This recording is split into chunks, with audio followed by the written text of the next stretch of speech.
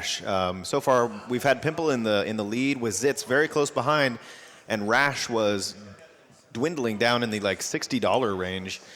So let me read this related donation from Blade Thrine, I think that is. We've got $850 from Blade Thrine. I never played Battletoads, I only heard the rumors, but I do like a close race and an underdog winning. Good luck to all the runners and hope everybody has a great time. And that donation of $850 went towards Rash, which brings Rash up to $955, just behind Pimple, which is $994, still in first place, with Zitz now at $912. So this race, this bid war just heated up significantly thanks to that huge donation. Thank you very much for that.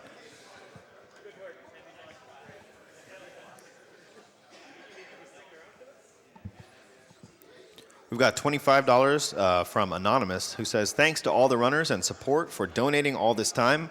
2018 is the year of the PB, host's choice. Thanks very much. I'm going to put that towards the Superman 64 bonus incentive. Got $30 from Puddles the Ninja.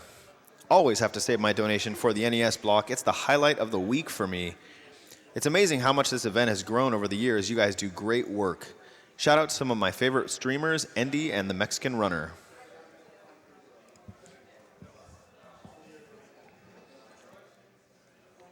We've got $20 from Squisha Burrito, who says, I was an 80s child, so I have to show some love for the NES. Awesome Batman run. I'm glad I woke up early. Heck yeah, you are. We've got $5 from Aranath. Had to donate during Chip and Dale. Great soundtrack and great memories of playing two-player mode with my sister. Love everything AGDQ does for charity and keep up the good work. I totally feel that one. I played Chip and Dale with my brother a lot growing up. Have great memories of it as well.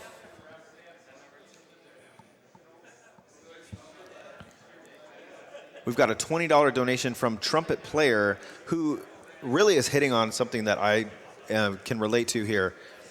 Hey, if everybody donated $5 right now, we could break $1 million, and I've got 3 of you covered.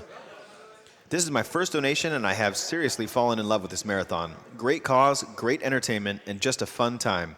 Keep it up, and thank you, volunteers, for your time. Well, thank you for that donation, and that is truly the spirit of this event, you guys. If we can get just a few dollars from everybody who's watching, I mean, we've got tons of people watching this event right now. If you can afford just a few bucks, that is going to bump this total up, and that's how this records get set. That's how this total is going to climb. So if you can afford to dig around in your pocket, your couch cushions, wherever you can find some change, make a $5 donation toward preventing cancer and get that donation total moving upward. I'd love to see it. Show your support for the NES, for these great runners we've got here. And from a $20 donation, let's get a little clapping for a $1,000 donation.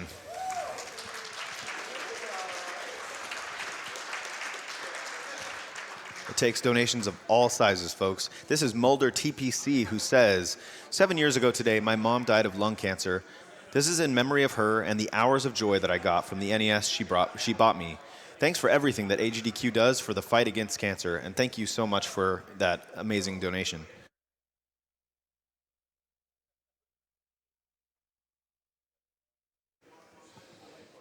All right, folks, we're just going to play a quick Twitch ad here, and then we'll be back for an interview that we're getting set up for right now. See you in a few.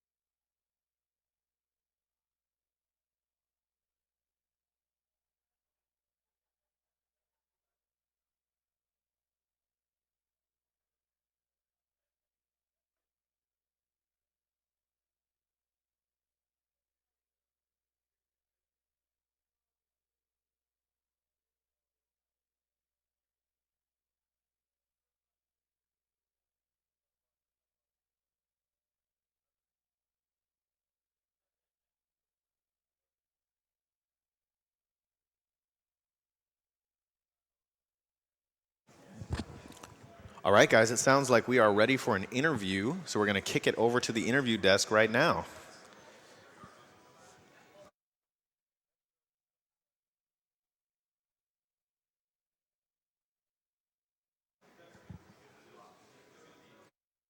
Guys, I'm here with the runners of the race you just watched.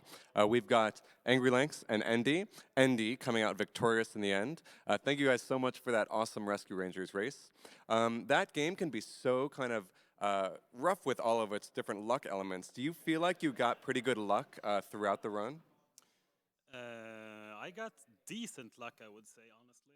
Yeah. I mean, When that ship came up on the top side for you that very first time, I was a little worried. But I was worried too. You don't want to top spawn. Yeah. And I took a chance on the second and hit him off screen instant. hmm So I got the follow up were really fast. So Yeah. I didn't lose much time at all there. hmm That's like the only major RNG part of the game, except maybe hmm I think it turned out okay. Yeah. Really happy about the run. I had a pretty decent spaceship pattern considering what that game can throw at you, Yeah. so it wasn't too bad. Yeah. Nice. Unless- Lanks, is there anywhere in particular you feel like you could have, if you just kind of played just a bit better, that you would have it would have been a lot closer? the elevator part Yeah. climb, I fell down that Stage pit. 4, I think. Yeah, if I wouldn't have messed that up, then Got it. it would have been a much better Yeah. race. That was absolutely insane either way, though. Because, I mean, Endy, he's an intimidating figure to race yeah, against. definitely. And somehow, in some way, when I was watching the record progression of this game happen, sub 10 took so long, and then suddenly, as the time that he has, was that on your mind to, like, coming into the race at all? Just, like, having to go up against this behemoth of a man? I mean, I just consider him more consistent at the game anyway in general, so I just wanted to do the best I could and just try to keep up, but Gotcha. Endy, I'm curious, what is it that you have a 5-second lead over the next highest, next best time? What is it going to take for someone to overcome that lead that you have? I don't know, actually. I don't know why. I mean, well, first of all, it's a grind. You have to have the mental for it, because the mentality for it, because the spaceship fight is. I mean, it's very tedious to grind out, because basically to have the record in that game now, you need a perfect pattern where you hit them like twice off screen on both sides, and it's a tedious grind. But other than that, I perfected the movement mechanics. I mean, the smooth movement as much as possible, and most other people who run it are not quite at that level. Yeah. So I save a lot of time, small time saves everywhere, and it adds up. So. Gotcha. But I really hope someone can come around and challenge it, because it's very hard to motivate yourself to push it even lower if you don't, have anyone challenging at the moment. And I think it can go down an additional 2 seconds at least. just need to tell them about the 3 seconds that you lost in stage J versus the perfect run up to it, and then maybe that'll motivate some people. We don't talk about that J stage. Man. I feel like in this game, there's a bit of room for, if you want to play a bit safer, to just kind of squeak out or lose a little bit of time for just that bit of extra safety. Did you think about that at all, kind of coming into this race? Yeah, I usually don't go for many safe strats. I did go for one safe strat in the Toy Factory stage. You can do 2 damage boosts on the clown thing that pops out of the box, and I killed the first one, but it's only like a half second at most, probably less, and it's very common to die in that screen if you go all in, so I thought that was a good trade-off. That was the only place I played safe, I think. Well, maybe in J I didn't do all the crazy stuff, but overall that was the only real, what I consider safe. How about you, Lanks? Pretty much the same. I did the same box throw he's talking about in D, and then we took a safer underneath route in J at a certain point where we could go over the top, and it's very risky, so we didn't do that, but yeah, that's about it. As people are watching this marathon, a question that often comes up is, this looks so much fun, how do I kind of get into speedrunning myself? What game do I pick? How do I pick? This, to me, is like one of the prime candidates. What do you guys think? I agree. I agree. That's Ship and Nail is one of the prime examples of. It's very easy to learn. Anyone can learn it. It's very hard to master, but just to learn the route and start doing runs of it, it's an incredibly fun game to learn. Yeah. Excellent control mechanics, easy. It's really great. I would definitely recommend it. It's an easy game to learn initially as well. You know, if you're not going for the crazy stuff right off the bat, which most people don't when they learn a game. But it's pretty simple, straightforward stuff. I mean, and there's plenty of videos online to watch and just learn routes. I'd say it's a really good starting point for any speedrunner that wants to get into it. So. Got it. And it's a short game, too. Yeah, because there's so many. I mean, you can take the different strats a lot easier. You don't have to do those damage boosts. You can pick up more health if you want to, just hidden under the boxes. So if you're looking for a game to run, then this might be a good candidate for you. Let's see. Would you ever consider doing a co-op run of the game? That's a good question. Well, Sinister 1, he's always badgering me about it. We need to take down Blacky's co-op record here with Cypher. That's an amazing record. But that's an amazing record, and it would take, I would say it would take 2 runners that live, close by, that have enough time to practice for it. But I thought you were just going to say it would take at least 2 runs. 2 runs. Well, no, never mind. If we had a full week to do it, we could maybe do it, but that would, we wouldn't be doing anything else for the entire week. So I'll be there to watch, and I'll be there to, if you get on a good pace, to just kind of jab you in the belly. I expect it. Fair enough. Yeah. I expect it to. Before we get into Twitter questions, I have one question for you, Lanks. I mean, I just wanted to always ask you this, so I mean, this seems as good an opportunity as any. What is an angry Lank? It's just a silly old nickname that someone gave me. I used to be a lot skinnier and lankier, and I've always been a little angry. So Got it. Just angry Lanks. Just an angry skinny guy. Well, that is a great segue into our first Twitter question from our own buddy Infested Risha, who asks, Angry Lanks is always so happy. Do you ever get angry? I feel like Rich is trolling me there. He has to have seen me angry at some point on my stream. Like it happens. There's no way he hasn't caught that at least. You take once. it out on those drums. Yeah, the drums more so. Yeah. And then we got another one here, just with more of a personal question. Andy, Cool Kid Big Boy wants to ask, did you bring any fudge from the fridge? Unfortunately, Cool Kid, I left all the fudge in the fridge at home. There's a fridge full of fudge there, so we can't, can't bring it here. It's my personal way of, my personal strat to succeed in games. Lanks, did you bring any fudge from the fridge? This wasn't a question for you, but I just want to know. I don't keep fudge in the fridge. Okay. Yeah, me neither. It's a Swedish thing. Yeah. All right. Sauls Wazlib asks, what sets your run apart from other NES games in the retro block? Lanks, let's go with you. For Chippendale, I'm not sure what would set it apart. I think Dale's. Needs more Dale. Yeah, maybe the fact that we never use Dale and we most of us in the community make fun of him. So that's an interesting thing. Yeah, you answered that good enough. I can't think of anything else. Sorry. Awesome. All right, thank you guys so much. That race was so fun to watch. Coming up next, we've got Snake, Rattle, and Rolls, run by Dexter. So stay tuned. It's an awesome game by Rare. Stay tuned.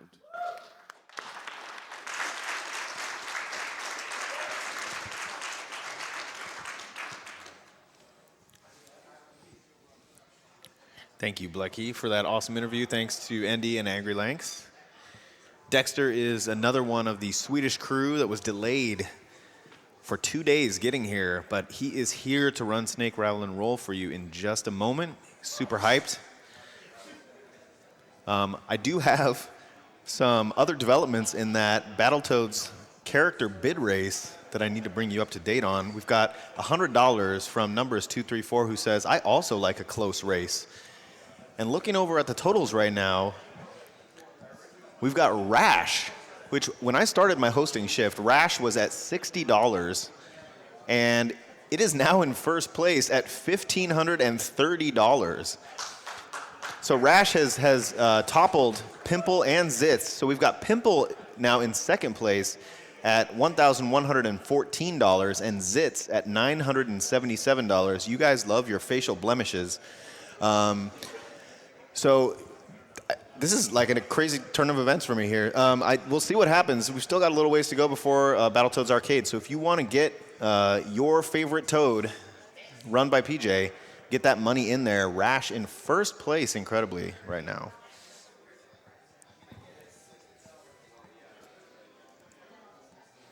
Also got Anonymous with a $5 donation, taking me up on my challenge, saying, here's my 5, where's yours?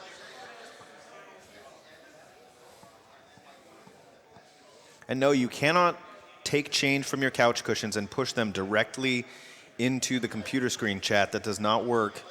But, you know, if you've got a digital bank account, if you've got a PayPal account, one of those ways to send us some money, we would appreciate it.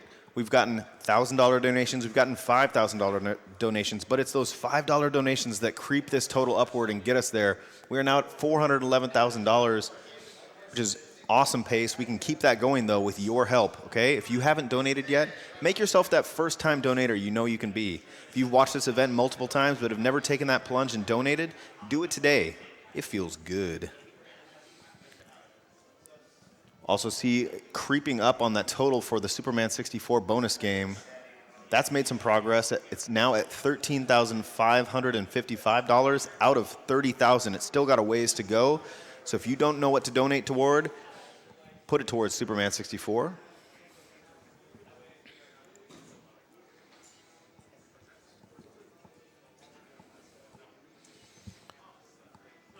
Got $10 from MLI, who says, hello and GG in the runs. Andy, your kitchen misses you.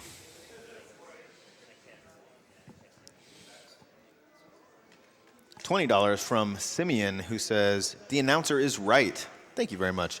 If we all donate a little, it makes a big difference. Here's $20 for a great cause. Greetings from Belgium.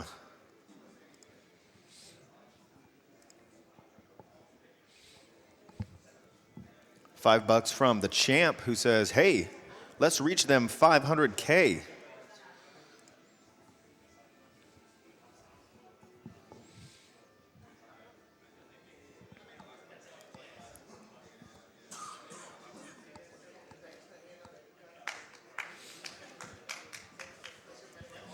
Got $20 from Kyle Fly. Well done to all involved and all those that have donated. My Saturday night is absolutely sorted with Bloodborne, followed by Final Fantasy IV. As a Souls and FF fan, I cannot wait. I am super looking forward to both those runs as well, and I will be hosting during Final Fantasy IV, so I'm going to get to see the whole thing.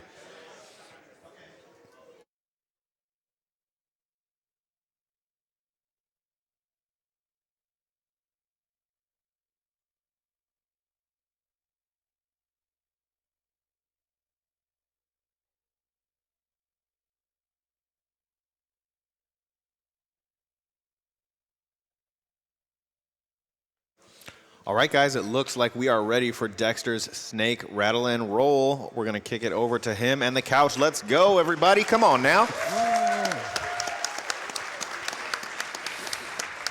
All right. Hey, everybody, and I'm Dexter. You saw me play some Batman, and now let's do some Snake, Rattle, and Roll. And right before this round, I didn't give much thought about doing commentary, actually, so I put PJ there, so... Hello, it's PJ. It will work out. And we got Andy also. And Andy. Andy gonna back up a little bit also. I can add a lot of stuff. Yeah. Cool.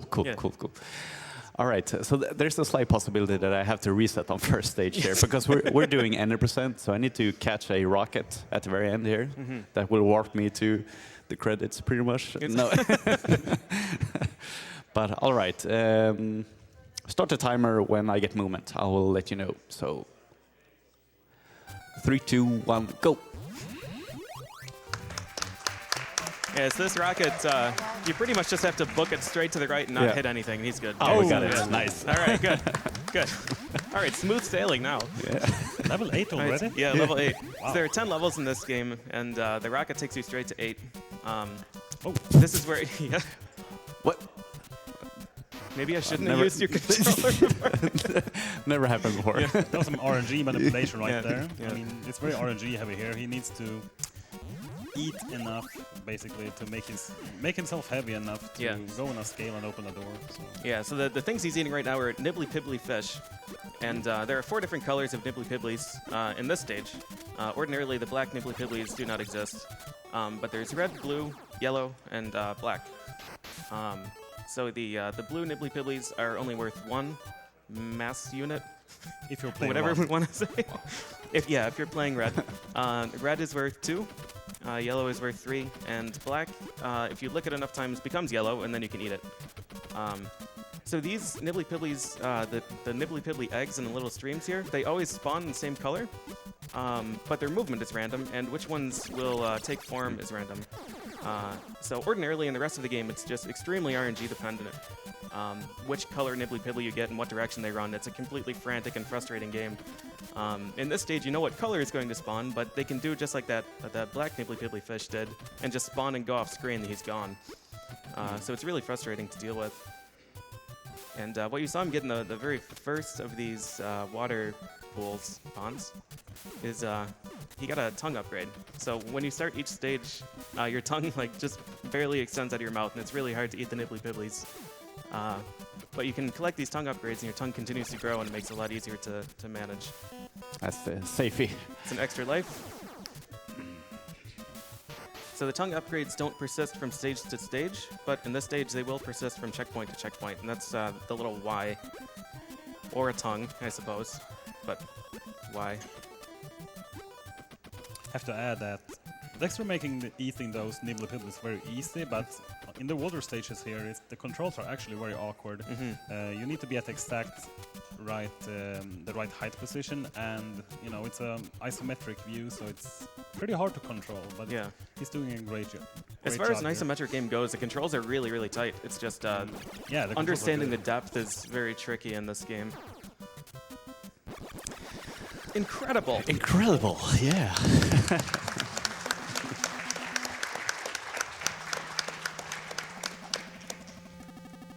All right, so that was the easy stage out of the way. Now we have stage 9. So we have isometric, slopes, and ice physics, which is just tremendous. Great combination. It's everything we love in the NES games. Yeah, of course. I wonder which stage is yours favorite, by the way. Mine? No, yours. Is it 9 or 10? Oh, Jorf's. Yeah. I Yes.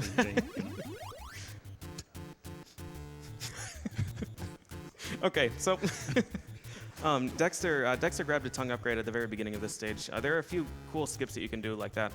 To avoid having to climb all the way up the mountain and then back down the other side. It's a really tight tongue grab. It's okay. All right, so by staying low here, he's not going to spawn this foot. If you keep the camera down here, it never activates. But if you're a little bit higher, the foot will spawn and start jumping around. But this is what we're used to seeing in Snake, Rattle, and Roll. So we can't predict what color the Nibbly Pibblies are going to be or where they're going to go. And the Nibbly Pibblies take different forms in every stage. So we're blessed with the helicopter Pibblies that usually just hover off screen and you can never reach them. Nice. So this is the snake Rattle. His goal is to eat as much as he possibly can and gain as much weight as he can, so he can crush the scale at the end and open up the door. And you know when you have enough mass because the final segment of your tail will start blinking? Wow.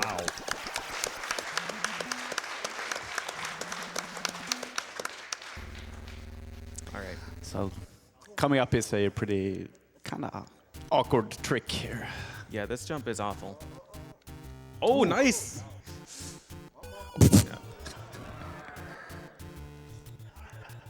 Okay, nice.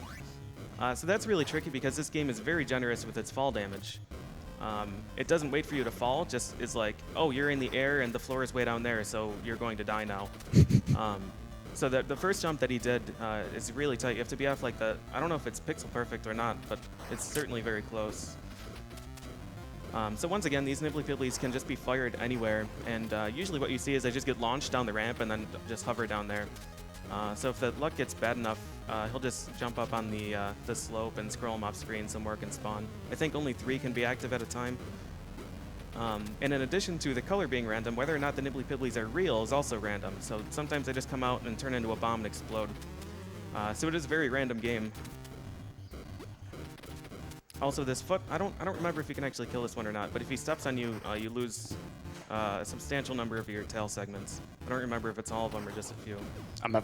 We're going to find out. That was really bad. Because you lose all your Nibbly Pibblies that you ate, so... Yeah, it was unfortunate. There is a safe grid here that he's standing on, this 2x2 block of tiles. The foot will never stomp you. But when you don't get very good luck with the nibbly bibblies and you have to go out foraging for them, that's when you get into trouble.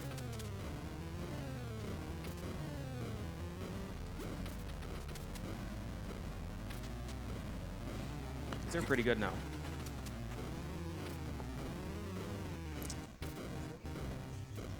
You guys have time for one donation? Yeah, go. Yep.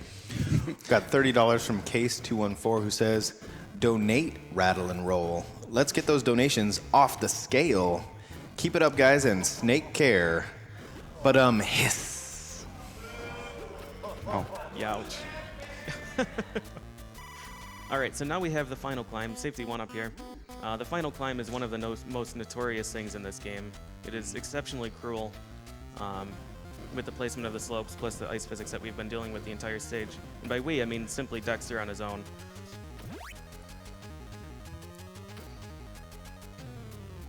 Nice. This particular corner is very tight. I don't know what they were thinking when they designed that, actually. Yeah, it's terrible. Oh. Okay. All right. So this is tough. That's an actually not slope. That's a flat block. And then all of the rest of these are slopes. Nice. Oh. Awesome. Okay, so now we have to fight the final boss, the natural enemy of Snake, which is, of course, a foot. So Obviously. yeah, you just gotta lick the foot until it explodes. The tricky thing with this boss is that his health regenerates, so you have to make sure that you continuously stay on him and keep hitting him. Don't give him a chance to regenerate his health. That was a really great fight. Yeah. And time's gonna be when he enters the ship here. And time. Hi.